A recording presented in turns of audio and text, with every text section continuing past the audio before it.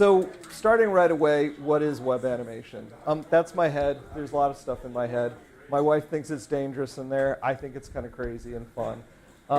But for me, web animation is not launching the computer to do things. So it's not like launching a website that will then launch an app on your desktop. But it is stuff in the web browser. I mean, in a way, that sounds simple, but it's kind of that's my demarcating point. So it's not just using the computer, it's using the browser itself. So, wow, it's loud out there. Can someone grab the door? So this is, I did like a brief history, and this isn't necessarily like, this came first, then that, et cetera. But we've got GIFs, or some people call them GIFs. By the way, do you know why I call them GIFs? Because it's JPEGs. So it's JPEGs and GIFs. So that I always felt like that makes sense. Also, if someone calls them GIFs, I know what they're talking about, so I never really care. Then there's also video, of course. JavaScript, jQuery, that does great. How many people have used Flash? Okay, I actually really liked Flash. If it wasn't for like where Adobe went with it, I kind of miss it, but I have a trick for you later. But then there's HTML5 Canvas, which I think is also a really great thing. CSS3 is really, really great. WebGL, we'll talk a little bit about that. And I don't know where this is all going to go next, but it could be something really cool. So we're not going to get into too much of what's going to be next, but let's talk a little bit about what the basics are. So we're going to do a little bit of basics, and we're going to dive into some stuff. So the most obvious is like when we're talking about GIFs or GIFs and video, and that's linear animation. Linear animation, I think, is really fascinating because, I mean, it's just one path. You can stop it, you can rewind it and play it again, but it's always the same thing. This is a video I did when I was a creative director at a company called John Ryan, which did digital signage. So this is actually something we had in the entranceway. And it's one of my projects I really like because I don't know if you recognize the Twilight Zone meme with the door opening and all. And I worked with another person who found the model of the guy dancing around and put the green hair on, which just was really fun. And then there's just the whole idea of animating something on a page. Look at that. It's spinning around. This is using CSS3. And it's really weird. I don't know. Do you guys actually see it spinning, or do you just see it kind of doing this and being backwards and forwards? Isn't it weird? Yeah, I tried to give it a little bit of motion, but the thing that's cool is this is one thing that it's really pretty straightforward to do, and I'll show you later how little code that takes to do something like that. But then there comes the canvas, HTML5 canvas. I love the canvas. And the canvas is one of those really well-named things that are out there. The whole idea of the canvas is it's as if you've got a piece of paper and you draw on it, and then either you have to erase and draw on it again, or you draw on top of it. And so it is like a paint canvas. So you can see there's the thing going on, and it's going on top of that. This isn't object-oriented. It's basically, it's drawing pixels in that space. And there's a lot of really cool things that you can do with that. And then there's also what is going to be next. And who knows? Where I did miss a little bit, I jumped right into it, but I want to show you some examples of other sites that do animation. So now we're really going to test the Wi-Fi. I love this site. Check out how simple that is. It's just so, and you roll over it, and the eyes, the eyebrow goes up. Like that's such great use of web animation. It's nothing too crazy, just enough to be a little different. And then there's stuff that can be really, really experimental. So now we're going to be testing the Wi-Fi here. This is going to load for a little bit. Here we go. Now this is using WebGL. What WebGL is basically it's a way to use. Actually, this isn't a good example because it's really crazy. But WebGL uses the computer. Uses the computer graphic processing unit. So that's the WebG part. And basically, it uses that part of your computer to fuel the animation you see on the screen. It's actually pretty more high-level stuff, but you can do this in a web browser. I mean, to me, that's pretty awesome. I mean, you couldn't do this really with Flash even. And once you even get a lot of responsiveness in there, it's just really cool what can be done there. So by the way, I do have this presentation. I'm going to give you a link at the end where you can go view it. Don't look at it on your phone. It's just going to fry your battery. It's not even going to load. I've got so many iframes and whatever. It's just, it's not going to work. This is one that I never went through it, but this is just astonishing to me in a way that you can have this kind of animation flow through the scene on your browser. And it's, of course now it's still loading. A lot of the stuff, of course, it's going to take time to do, and this is definitely not a plug-and-play thing. And this takes a lot of time to put together. But just look at that animation. Look how crazy and rich that is in a web browser. I get excited about that stuff. So I'm going to give you some ideas. Like if this is something you'd like to do someday, I'll give you some ways that you'll be able to. But we're not going to build that today. Yes? So would that even play on Firefox, say on Ubuntu? I'm not sure about Ubuntu. But once you do use web browsers, a lot of these things, they will work most anywhere. And if you go to caniuse.com, they do have a lot of things, especially for like what web browsers will show what. And there are also other tools too, but the best thing I would say is if you go to one of the sites that you find a technology or tool you like, open it where you want it to work and try it out there. We'll talk a little bit about optimization and efficiency in a while. So I just wanted to show you that is just some of the kind of crazy stuff that's out there. Let's see if this one will come through too. Just look at the detail of this, and it's like, this is, to me, this is what I once saw. I forget the guy's name. Once saw a speaker talk about why this is important as opposed to kind of maybe cell animation or frame animation. And the thing is that if you were Walt Disney, you wanted this back in the 50s to look like this on screen, you'd have to draw every single box. It would take so long.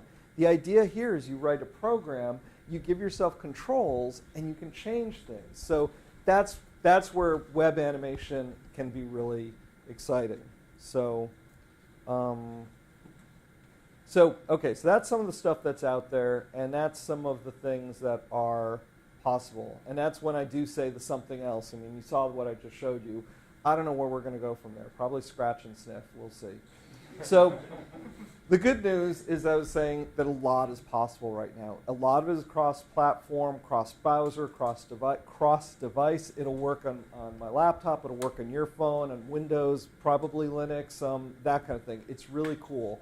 And most everything that you saw doesn't require any additional plugins. So if you've got a modern computer, you've got a new browser. And by the way, thanks for showing up. This is awesome. I thought when I saw the room size, I was a little like, oh, there's going to be 5 people in there. It's like, there's like 10 people. That's great. I mean, did you use Flash? You know how? And it's like they keep updating. It's like, oh, stop it already. I want to see the cool thing. Now you got to download the plugin. Stop it already. So the good news now, you don't need all that stuff. But the bad news is all those things that I showed you at the beginning, almost every single one of them uses a different technology. So you learn one thing, and that doesn't mean you necessarily know how to do the other thing. You learn how to do CSS3 animation. It's not going to help you at all to do JavaScript animation. So it's kind of the Wild West out there. And that's why I've got the max headroom animation, because it does feel like we're kind of there. We're at the beginning of something cool, but it's still all over the place. There's so many new things, and it can get really overwhelming. But who cares? Let's do stuff. So I want to show you a couple basics. And what better way to start with? Oh, no! Are you kidding me? See, I told you it was going to be a demo. Let's see what we get at this time. I'm using a ton of iframes because I really wanted to show all this stuff in place. Oh, wow, that's a heartbreaker. Will none of these show up? I wonder if it's a security issue. Okay, well, we'll see. Thankfully, I've got a backup plan. Yes. So we're going to start with one of the simplest things of all time, bouncing ball. So what I've got right here, and by the way, my demos, I did this late last night. We got bad news during the day, and I was doing it, and I found a new beer that I really liked. So this is all beta, so roll with it. What's that? That's why it's a circle. I was tired. It was late. Anyway, this is just using CSS3. So you can see over here on the left, and by the way, how many people are familiar with CodePen? Oh, so cool. CodePen is one of that's the place to go learn, because you can get on there, you can play. It's really awesome. If you're not familiar with it, go on there, make an account, start messing around. What's really cool is you can go to anybody's thing and find something that you don't want. You want it to be faster animation. You type in your new number, and suddenly my animation is 1 second. If I want it to be even faster, I can make it 0.5. That's the beauty of CodePen, that you can play with it. You're not messing up the other person's thing, and you can create spastic stuff that... So what's going on here is you can see over here, this is my CSS. It's a little bit lengthy, and I might have a couple things in here I could have optimized. But basically what's going on is this is the big thing right here. Actually, it's two parts. The first part is right here where I'm defining the object. Okay, my object is actually a ball, and you can see that I've got it in the HTML. And right here, I'm saying what I want it to do. So I've got an animation name, and the animation refers to the keyframes here. And as you can see in the keyframes, I've got a from and a to. So I'm saying move it from here to there. So it's actually really straightforward. And what's really cool is in this area, you can do color. Anything that you define with CSS, you could have in there. Color, shape, size, scale, rotation, all of those things. And you can get very specific. So I've got from and to, but you can also do it 0%, 5%, 10%, 17%, 14.3%, like every stage, every animation cycle. So you could actually have something go really fast, then slow down, then speed up again, then slow down again. That's how cool it is. But it is a little bit of a lot of code in there. So one of the other ways, oh, it opened in the same window. That isn't good. Oh, wow. Beta. I'm telling you. Actually, has anyone gone to any of the talks already where people were talking about, like, you know, the process and how the first release isn't going to be the best one? Well, okay.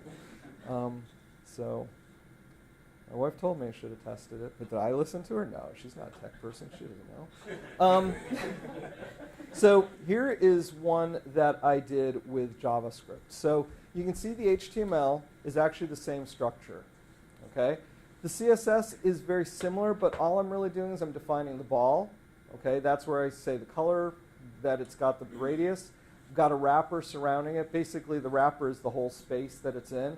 But instead, all the action, all the excitement has gone on in JavaScript. And the JavaScript isn't that long.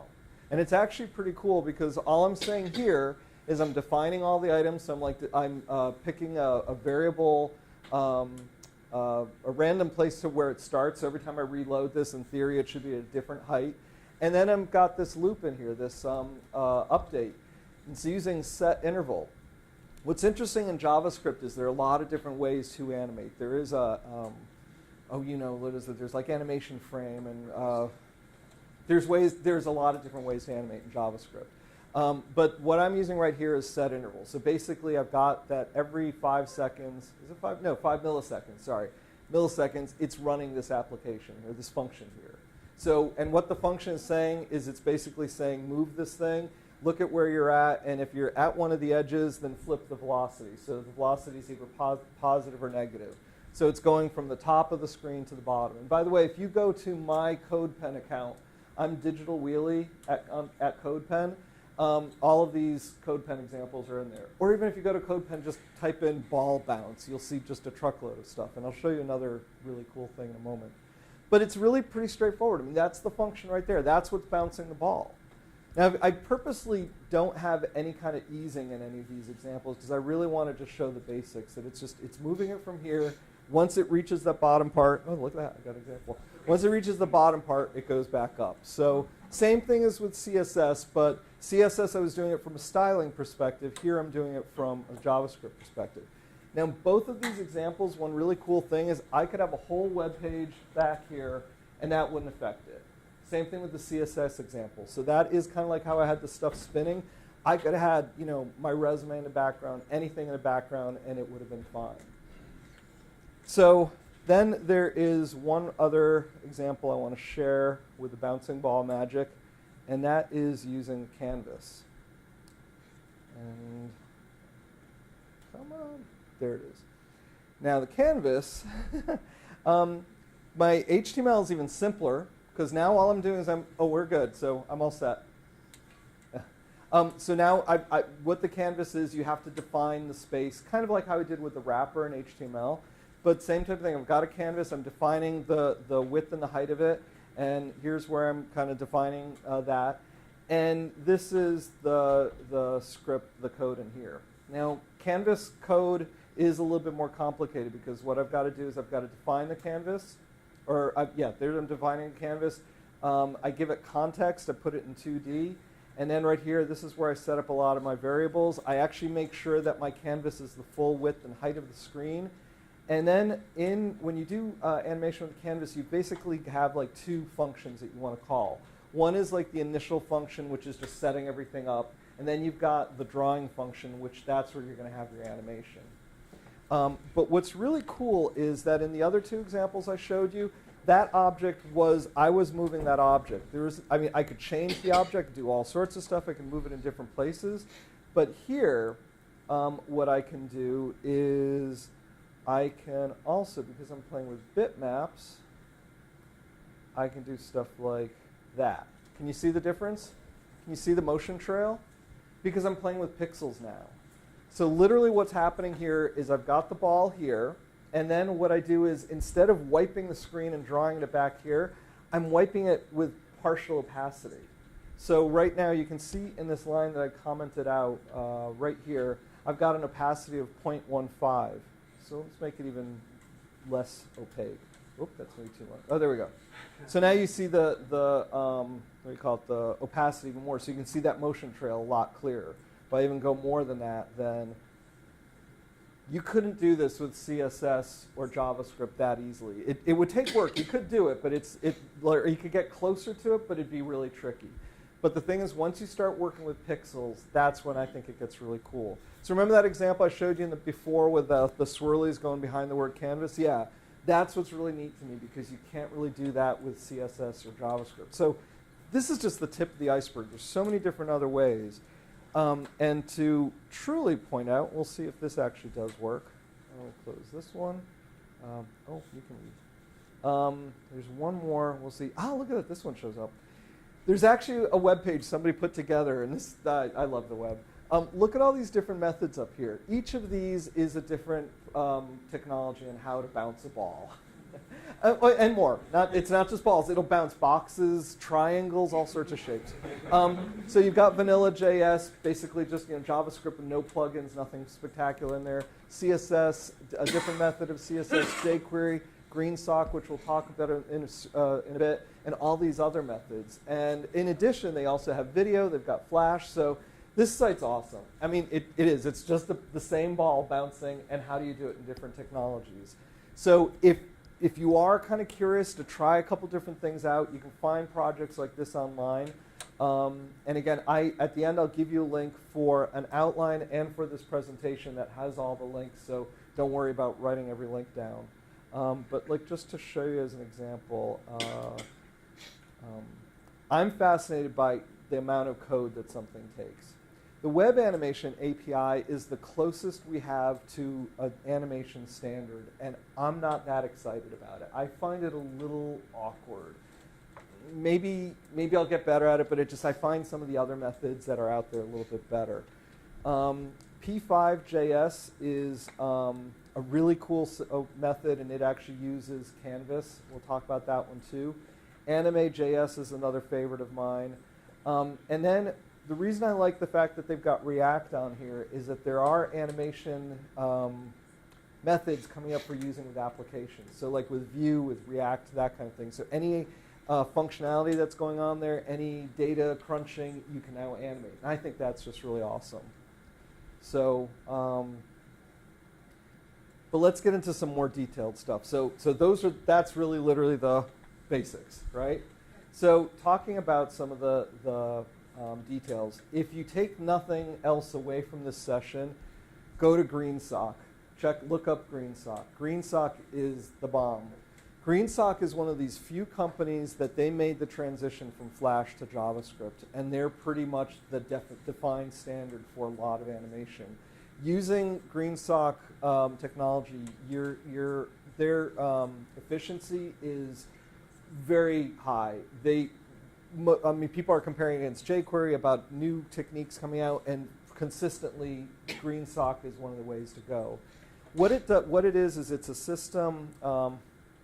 I'm going to play their little video where they talk about it, and it's all built, of course, with GreenSock. But isn't it weird? It's a video. Like you'd think that they would actually have a little. But what's cool is that you can create a timeline programmatically. So you can actually say you want this to happen 5 seconds and have this thing come in. 3.2 seconds after this is done, have this other thing come in. And it's all through code. So you can have an animation, and like you could actually see this on their site. They've got the code written for it. And you can stop it, and that's kind of what it looks like. There's Tween Max, there's Timeline Max, all these other plugins basically that you bring in through JavaScript so the user doesn't see it. And then you can basically say things like time scale, and any parameter like scale, opacity, et cetera, you can modify through it. It has great easing, so you can have it that a thing will go and slowly fall and then bounce faster up and whatever. You can, I don't know if I think last I saw they were working at getting like a custom easing pattern, but right now they've got sine waves, they've got exponential, all sorts of different things. But I trust that they're going to be around for a bit. And for everything that most likely you'll be doing, it is actually free to use. The only instance where you pay, where you have to like sign up for one of the other ones, is if you pay for people to access what you're putting out there. So if you've got a video game where you charge people $5 a year, a month, or whatever to play the video game, and you use GreenSock, then you owe them a whopping $100 a year, which is like, that's chicken feed in my book. Well, no, is chicken feed expensive?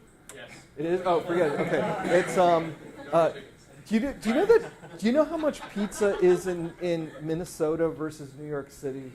New York pizza is so damn cheap. There are like places that were like having pricing wars, like 75 cents a slice. Now, it was basically Wonder Bread with ketchup on it, but it was like 75 cents a slice.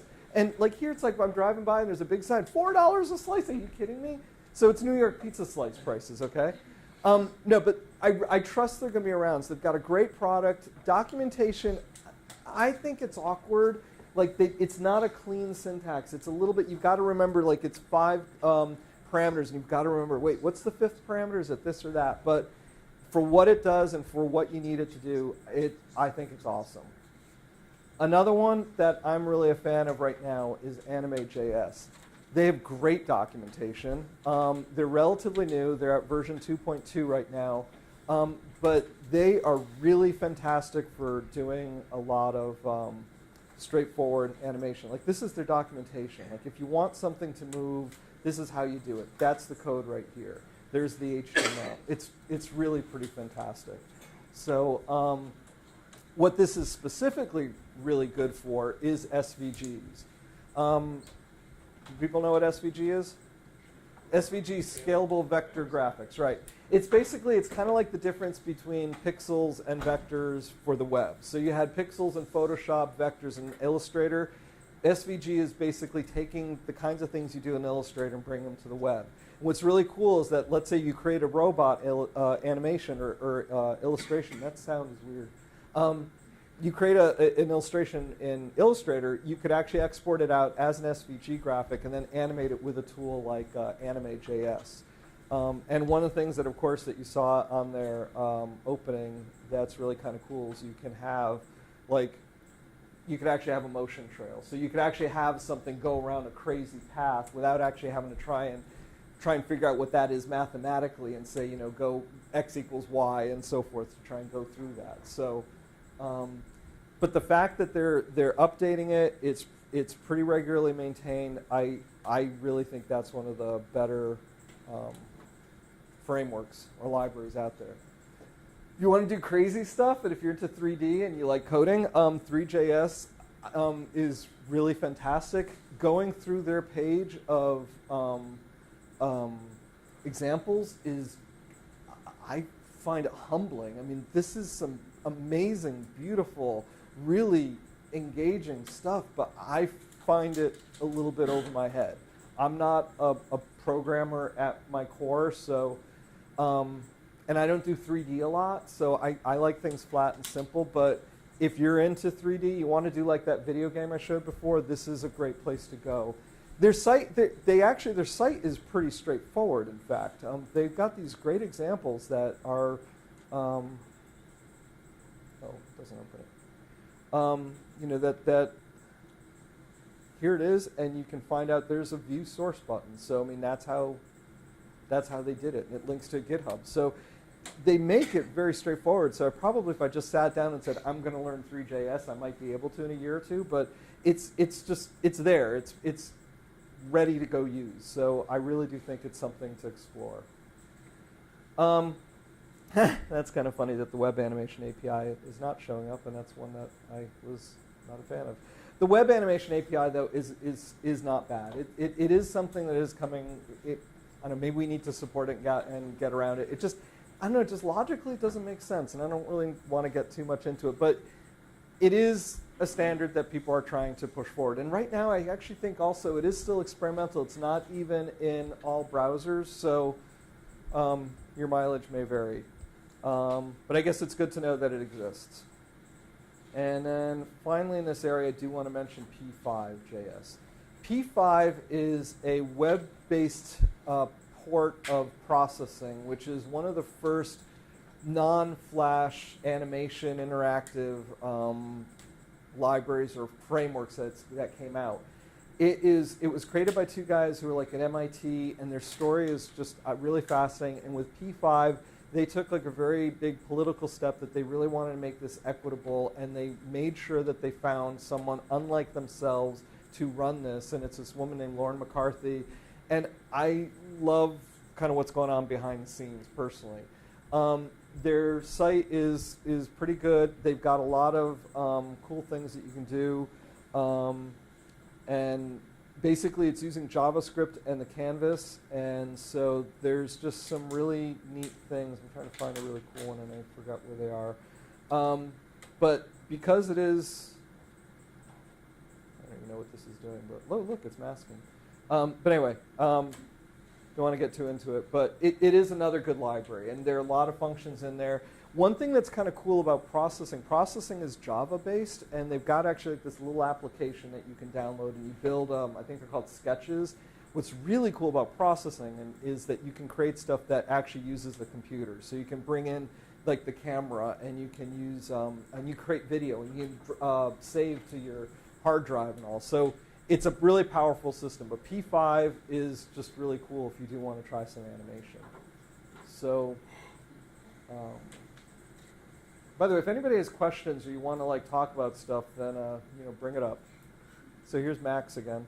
So there are a ton of specialty libraries. Black text isn't showing up very good, but anyway, if you are interested in something specific, like let's say if you are interested in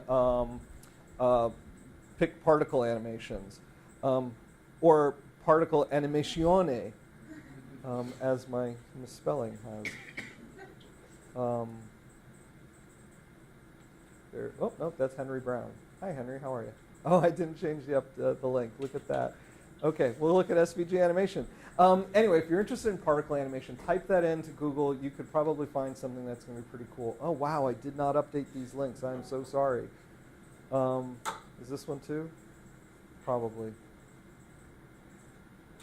Yeah, I'm bad. I'm going to go to my room after this. Yes, go to Google. Google's our friend.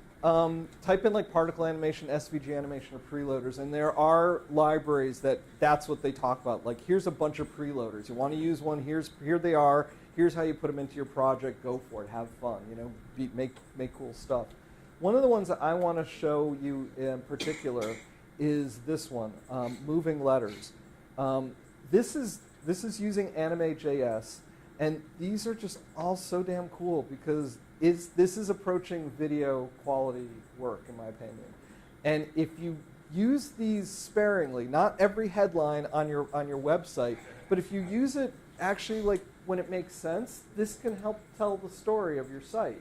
You're trying to sell widgets or something. I mean, this could be a really fun way to have people, hey, we've got a form here, and you have it, let's say, animate when you get to the form. That could be a good way to draw attention. And to me, that is one thing that I really think is important, the intentionality of this. Not just to have it so that things blink, but why do you have it blink?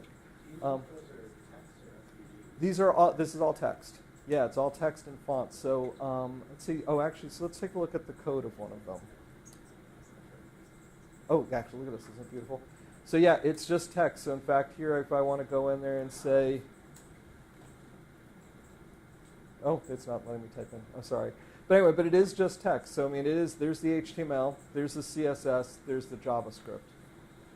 And I feel I should repeat this again. There's the HTML, there's the CSS, there's the JavaScript. I mean, if you've done some web pages, if you know the basics of creating a web page, you could have this in your site, before you sit down for a cup of coffee.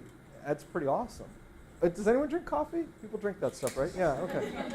I don't drink coffee. I love the smell of it. I love the smell of coffee ice cream, but I don't drink coffee. I actually think it tastes horrible. But smells good, like tobacco too. Tobacco smells really good, but I don't smoke. Don't smoke and stay in school. Oh, by the way, before I forget, if anyone likes stickers, I have stickers you can pick up at the end of the thing, but you got to sit through the whole thing. So, sorry. Yeah. Hook you in. Oh, and I've got discounts. I have discounts too. So those that are still here, you're going to get that.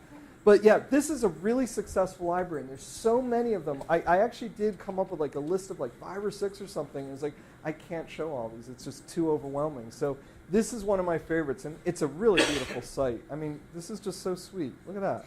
Like they're actually walking the walk in a way that they're actually showing how this stuff works. So those are some libraries and frameworks. There is also software out there. How many of you are not coders? You're designers, predominantly. Okay. There's a software package out there called Animation Maker. It's like a $20 thing, something like that. It's kind of cool. There's Google Web Designer, which is also kind of cool. It's weird.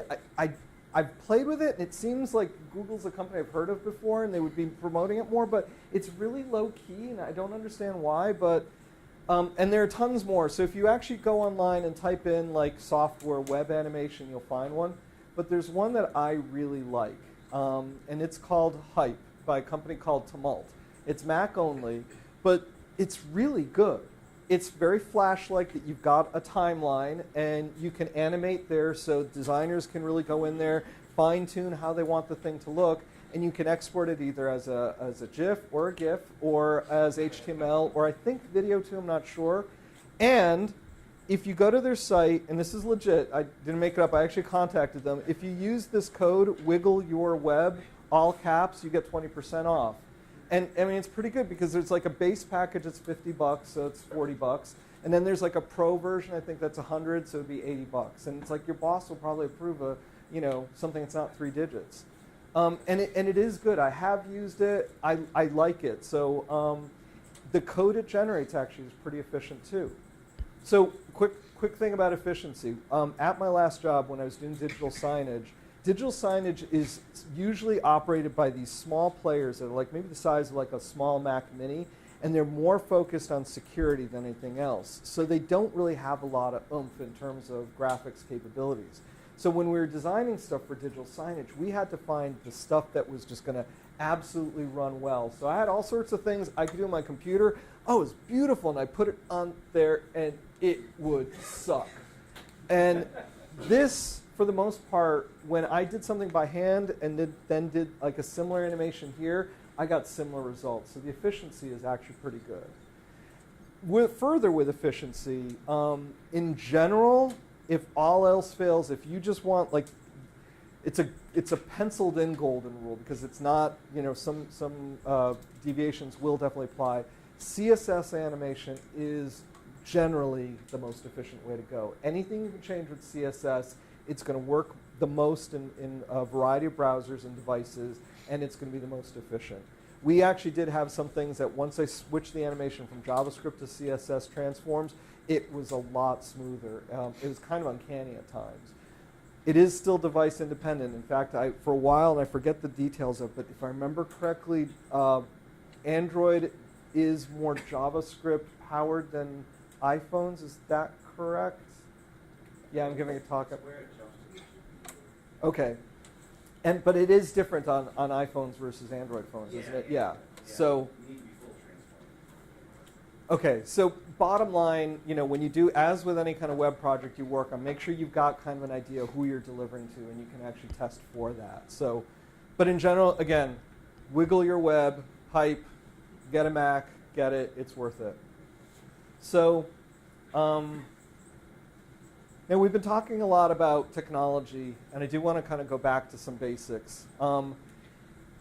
there's some really horrible demos I've seen with bouncing balls where people have a ball coming down, and as it gets closer, the ball squishes and then hits the ground. And then it comes up, and it's still squished, and it comes back up. Now, the thing is that if a ball is coming down, I mean, think about it logically. Ball is coming down, why would it squish before it hit the ground? And you must have seen images, too, where you've got somebody standing there with a torch or something, and there's a drop shadow on the side of the face. The light source is right there. There's no drop shadow there. These people who've done animation, who did pencil and paper animation, they're smart people. And this guy in particular, there's this book called The Animator's Survival Kit. It's at the library. It's a big book. And there are tons of other books like this, but this is one of my favorites. They look at the weight of every character. You can see like their walk cycles that are even different. I mean, I love this graphic. Like there's a lesson right there, you know? If you want to do character animation, if you want to do anything like that, it's gold. And I recently found out that they actually do even have like a master class and a DVD set. I didn't get a discount for this because, again, go get it from the library, get it from Amazon. It's probably the cheapest you can get the book. But it's like a 25, 30, 50, I don't know. It's an awesome book. But if you're serious about doing animation, consider this or something like it. You also take a look for, there are like 12 principles of animation. And they are like squish and expand and anticipation and so forth. I mean, because you can, again, look at this rabbit guy. You can tell that there's like this swagger in how he's moving in. When you look at that kind of stuff frame by frame, it's just some really fascinating stuff. Now, this may not apply if you've got, you just want an effect when you hover over the Buy Now button versus not. But if you do want anything with characters, especially, then that's really something to try. Hello, come on. There we go. OK. For inspiration, go to to 3js.com. Go to, just even type in Google best web animation examples, or just go to CodePen. I mean, it's so damn easy. And you can type in something that you really like. One thing that I actually think is fun is that if you do type in give me a name of a movie. What's that? Lion King. Here we go. Come on. Don't make. There we go. So somebody did the Lion King title treatment as an animation with code. Oh, type in Star Wars, and yeah, you'll see a truckload of those. OK, so this one isn't animating. It isn't just animation. I just want to make sure that's clear. It's just there's a lot of animation in there. Like one of the biggest challenges people love, it seems, on CodePen is I did it with CSS only, and I don't know why that's such a big thing, but sometimes it's really cool. And there are just some really great ones. So, and of course, I picked the worst of them all. Oh, look, there's the Sega Lion King. Oh, well. Anyway, let's see. Here's if that would be. Oh, I wonder if they spell it right. No pen results. Look at that. OK. Anyway, go to CodePen. Get an account if you don't have one. By the way, he likes my talk. He's just leaving because he's giving one. Yeah. See? So, but anyway, go look and see what other people are doing. I have another thing I want to talk about, and that is how do you learn all this stuff? You're not going to learn it in a vacuum. You're not just going to wake up one morning, hey, I know how to animate. It won't happen. I've tried. I've slept almost every night. It doesn't happen. Here are 3 people to check out online. Daniel Schiffman, he's got this amazing book called The Nature of Code. And even though it's a little bit dated now, and by dated I mean like 5, 8 years old, he does this amazing thing that he describes a system in nature and then says, how can you replicate that with code? And it's like, how you code it doesn't matter. And that's why I think it's a timeless book. It's just that mindset of how do you replicate a bouncing ball or a bug crawling on the ground with code? Sarah Drasner is brilliant. Look her up on Twitter, etc. Val Head, another person.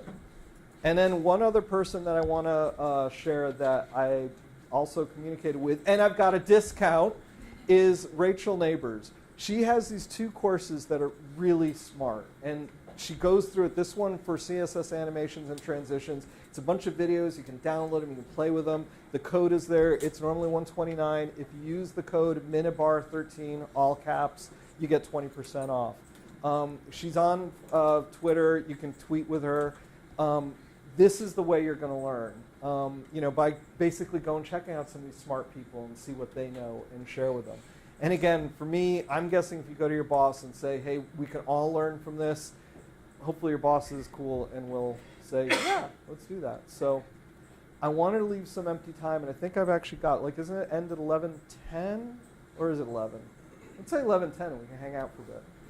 So yeah, so this is my presentation. So that's me, Ted at Kuzio.net. Do you want me in the photo too? That's the presentation. I've just got like an outline. It's ugly. It's just like out of my notes I put online. It's at kuzio.net/anim.html. Or if you want to actually, again, it might crash on you, whatever. The links don't work. But if you go to kuzio.net/prez, you'll see this presentation. This is built using full-page JS as a view application. And again, I'm actually pretty impressed. I mean, I don't know why I didn't bring in the CodePen examples, but that could have been me or something I did wrong.